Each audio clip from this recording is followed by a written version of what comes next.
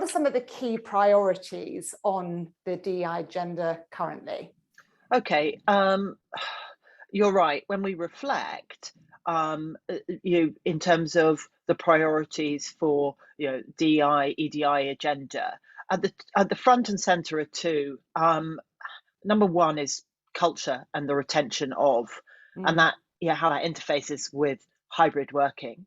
And the other one is employee wellness, which I think sort of moves into the employee experience as well as the wellness and well-being of people within the organization. From a diversity and inclusion perspective, we are also seeing quite a surge in business across professional services for increased awareness across organizations around inclusivity, psychological health, anti-racism, neurodiversity, and social mobility. So there's a lot happening at the moment around raising awareness across organizations around all of those different intersections. Yeah, I totally agree. I think one of the things that I'm hearing a lot from HR leaders as well is how, they're having to adapt in the new environment, and particularly around working in more of the hybrid setup. I'm keen to hear, are there any sort of key traits or anything that you're seeing and hearing from that sort of leadership perspective in terms of how they're having to step up and adapt in that way? Sure. So I think that just as we are still coming out of the pandemic, hopefully, we're evidencing a revolution within the workplace. And I choose my words carefully. I really do think it's a workplace revolution. And the acceleration of working in a hybrid way, would have taken 30 years had it not been for COVID.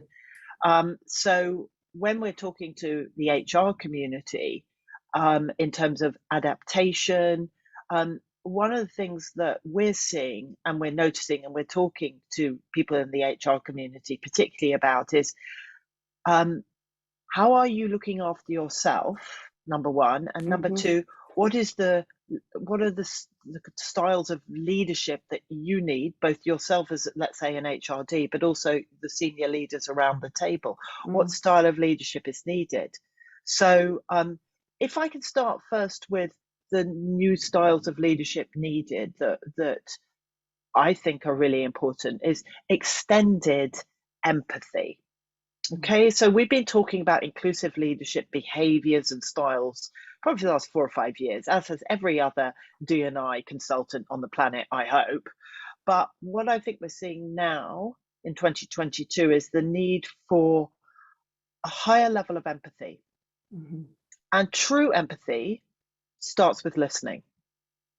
So when we have high empathy can turn a good leader into a great leader. And when you get high empathy, you get improved inclusivity, improved engagement, improved innovation, and improved retention. But what does it mean to be an empathic leader? Is empathy something that can be learned? And I'd be very interested in what people think who have joined the call. I'm a great believer that empathy is you're part of one's emotional palette.